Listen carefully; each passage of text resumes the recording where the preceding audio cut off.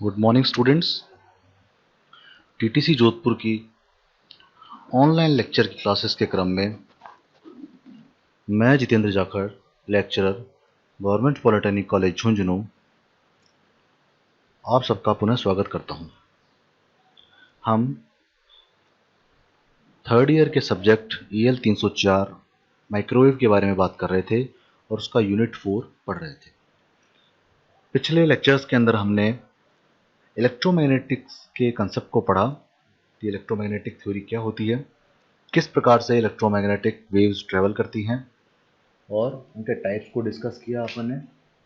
TEM wave, TE wave, TM wave और hybrid wave कि किस प्रकार से इलेक्ट्रिकल कंपोनेंट और magnetic component transverse direction, propagation के डायरेक्शन के ट्रेवल करती हैं। और फ्रीक्वेंसी से रिलेशनशिप को हमने स्टडी किया कि किस प्रकार से अपना लोअर फ्रीक्वेंसी जो है वो ओम्स लॉ को फॉलो करती है और हाई फ्रीक्वेंसी जो हमारी है वह मैक्सवेल्स इक्वेशन के अकॉर्डिंग ट्रेवल करती है। ये सारा कंसेप्ट हमने जो पढ़ा ये हमने रेक्टेंगुलर वेवगाइड और सर्कुलर वेवगाइड की थ्योरी को कंसल्ट करने के अकॉर्डिंग से डिस्कस किया है दिस कंसेप्ट। आज हम अब वेवगाइड के बारे में बात करना प्रारंभ करेंगे। तो हमारा टॉपिक जो आज का है वो है माइक्रोवेव ट्रांसमिशन लाइंस कि माइक्रोवेव फ्रीक्वेंसी सिग्नल्स को ट्रांसफर करने के लिए हम किस प्रकार का मीडियम और उसको कैसे काम में लेते हैं उसको हम आज डिस्कस करेंगे। तो microwave propagate through various microwave circuit component and devices that act as section of microwave transmission line that are broadly called waveguides. कि जो मीडियम हम काम में लेके चलते हैं, जिस माध्यम के द्वारा हम सर्किट्स के अंदर, कंपोनेंट्स के अंदर माइक्रोवेव सिग्नल्स को ट्रेवल करवाते हैं, उस कंपोनेंट को हम, उन पार्ट को हम वेवगाइड कहते हैं। माइक्रोवेव गाइडेड रहती हैं तो वो वेवगाइड कहलाती हैं। These microwave signals travels as electromagnetic waves and many of the concepts developed in the previous chapter on transmission line are capable। कि जो ट्रांसमिशन लाइन के जो कंसेप्ट हम आज तक पढ़ते आ रहे हैं इलेक्ट्रिकल सिग्नल्स के लिए, उनके कुछ कंसेप्ट को ये फॉलो करती है। उसके अलावा हमारा जो रिमेनिंग्स में आ जाता है, जो हमारा ऑप्टिकल कंसेप्ट हमने डिस्कस किया था अर्लियर फर्स्ट चैप्टर के टाइम पर, उसको भी ये फॉलो करती है। These waves either be radiated into surface via an antenna and can be transmitted over a transmission line।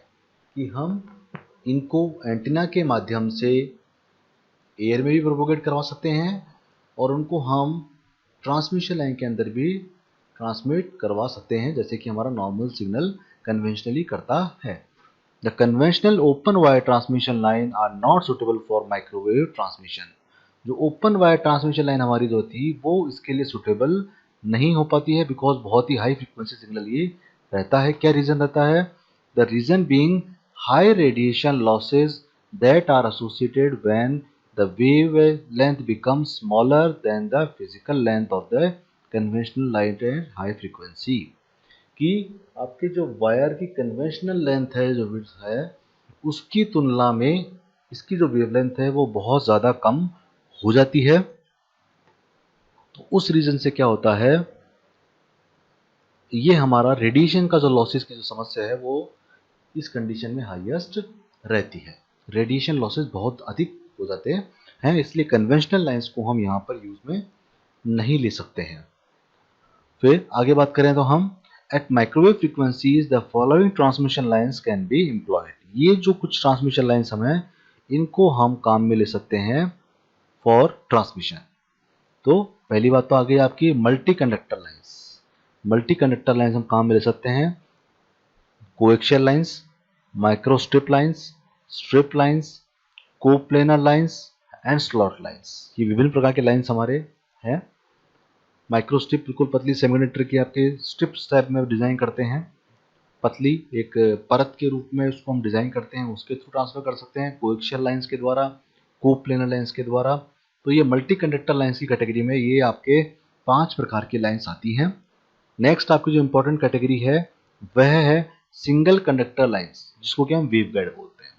पहली वाली आपकी मल्टी कंडक्टर आ गई, मतलब एक से ज़्यादा कंडक्टर मटेरियल्स हम वहाँ पे काम में लेके चल रहे हैं। सेकंड जो क्लासिफिकेशन हमारा आता है वो आता है सिंगल कंडक्टर लाइंस का, जिसको कि हम वेवगाइड कहते हैं। इसको ब्रॉडली हमारी 3 कैटेगरीज आ गई हैं, rectangular waveguide, circular waveguide and rigid waveguide, ridge waveguide. ये 3 तरीके की वेवगाइड्स हैं। हमारे सिलेबस के कंसेप्ट की हम बात करें तो हमारे ये 2 महत्वपूर्ण लाइंस हैं जो हम डिस्कस करेंगे फर्दर आगे थोड़ा बहुत, rectangular waveguide and circular waveguide. तीसरा जो हमारा मीडियम आता है कैटेगरी, जिसके द्वारा हम ट्रांसमिशन करते हैं, वह आता है open boundary structures. Open boundary structures के अंदर हमारा आता है एक तो डाइलेक्ट्रिक रॉड्स और एक ओपन वेवगाइड्स। ये 2 हमारे थर्ड कैटेगरी में आते हैं, इनको कि हम ओपन बाउंड्री स्ट्रक्चर्स बोलते हैं। मल्टी कंडक्टर लाइंस जो हमारी हैं वो हमारी नॉर्मली सपोर्ट करती हैं टीईएम को और क्वासी टीईएम मोड को प्रोपगेशन के दौरान। Transverse electromagnetic and quasi transverse electromagnetic modes, इन 2 मोड्स को ये हमारी सपोर्ट करती हैं। सिंगल कंडक्टर लाइन जो वेवगाइड हैं ये हमारी सपोर्ट करती हैं ट्रांसफर्स इलेक्ट्रिक और ट्रांसफर्स मैग्नेटिक वेव्स को।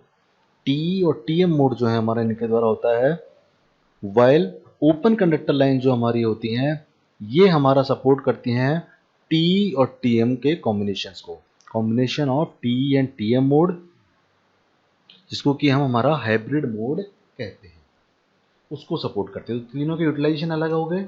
ये वाली जो कैटेगरी आ गई ये हमारी टीईएम मोड को सपोर्ट करती हैं, टीईएम एंड क्वासी टीईएम को सपोर्ट कर रही हैं हमारी ये। सेकंड जो हमारी कैटेगरी आ गई वो टी और टीएम को सपोर्ट कर रही है हमारी, ट्रांसफर्स इलेक्ट्रिक और मैग्नेटिक वाली को। और थर्ड जो हमारा क्लासिफिकेशन आ गया इसके अंदर, वो हमारा इसके अंदर आ जाता है हाइब्रिड मोड, जो कि combination of both the type of modes.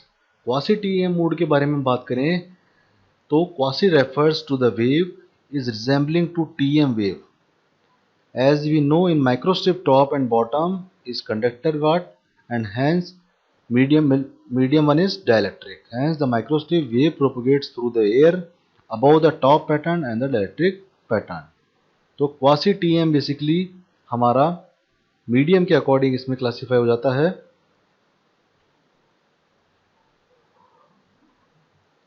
आगे हम इसमें कंसेप्ट की बात करना चाहेंगे कि माइक्रोस्ट्रिप के कंसेप्ट में हमारा ये बात आ जाती है in case of quasi TEM, मतलब एग्जैक्टली टीईएम ना होके ये पार्शियली टीईएम इसको हम कह सकते हैं।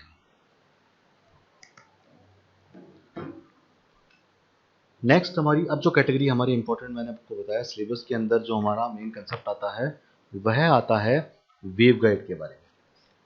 बाकी हमारा पार्ट इसमें नहीं है सिलेबस के अंदर, तो हम वेवगाइड्स को पढ़ेंगे।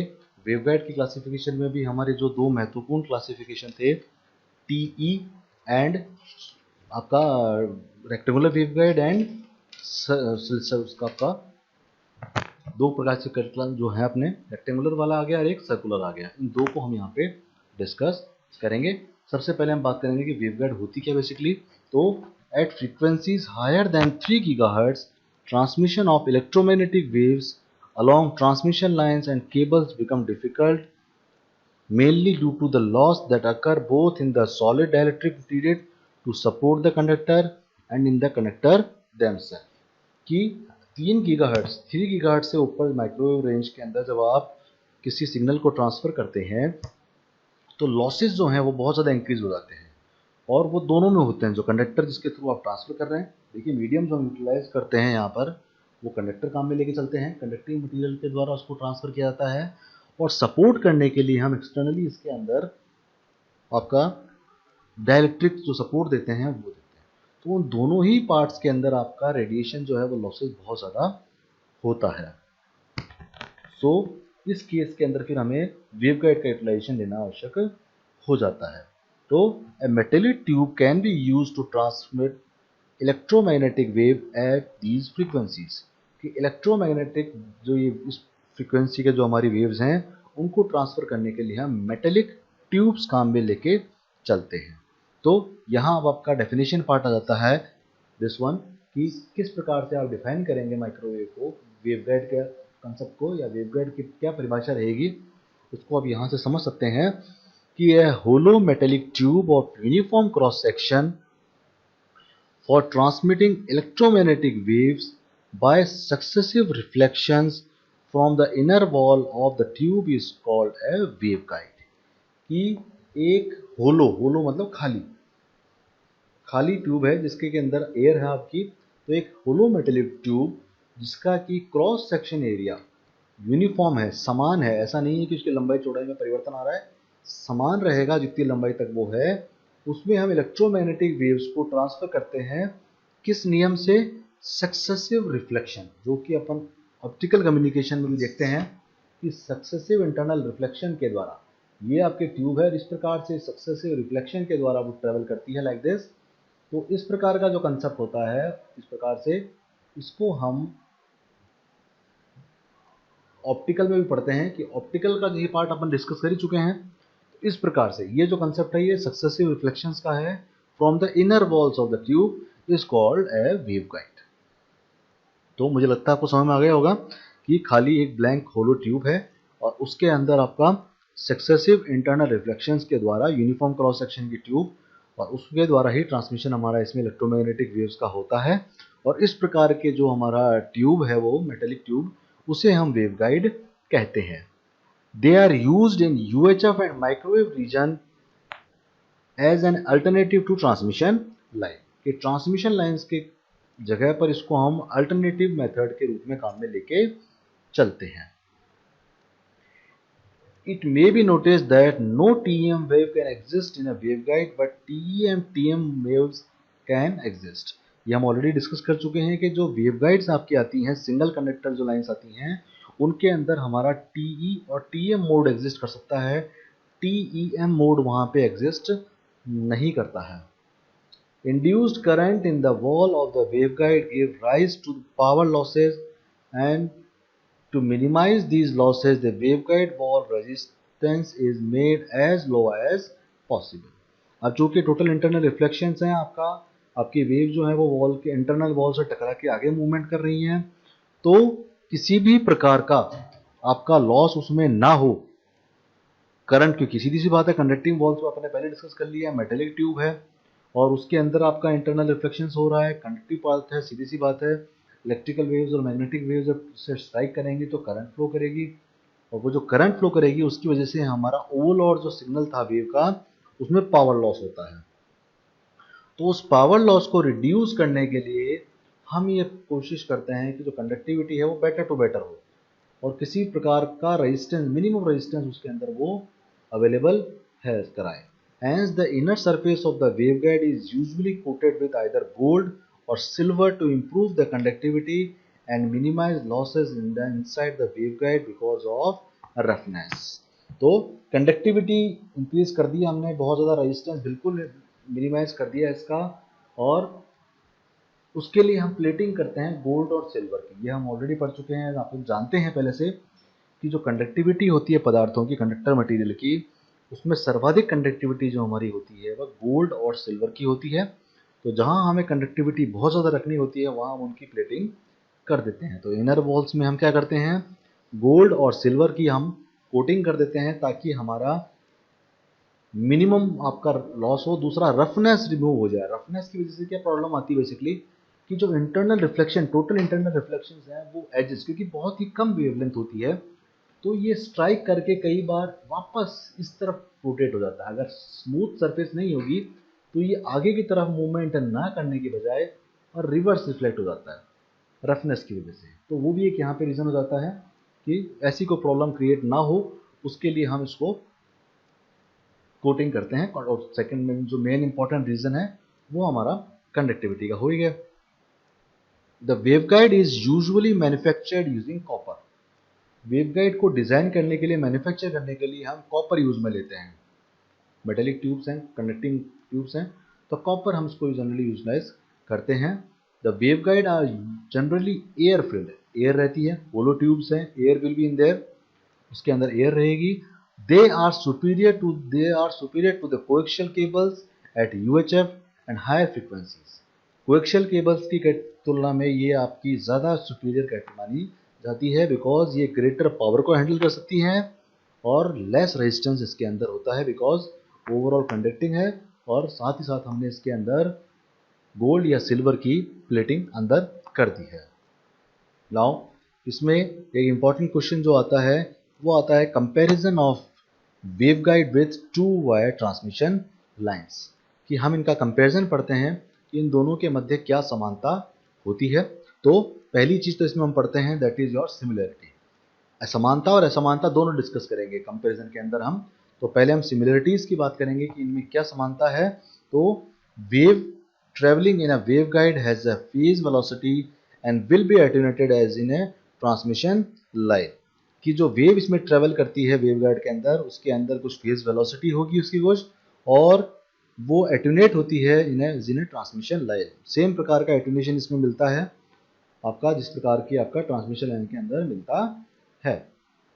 When the wave reaches the end of the waveguide, it is reflected unless the load impedance is adjusted to the absorb the wave, कि जिस प्रकार से ट्रांसमिशन लाइन में होता है उसी प्रकार यदि आपने जो लोड लगा रखा है वो प्रॉपर्ली मैच्ड नहीं है तो उस स्थिति में आपका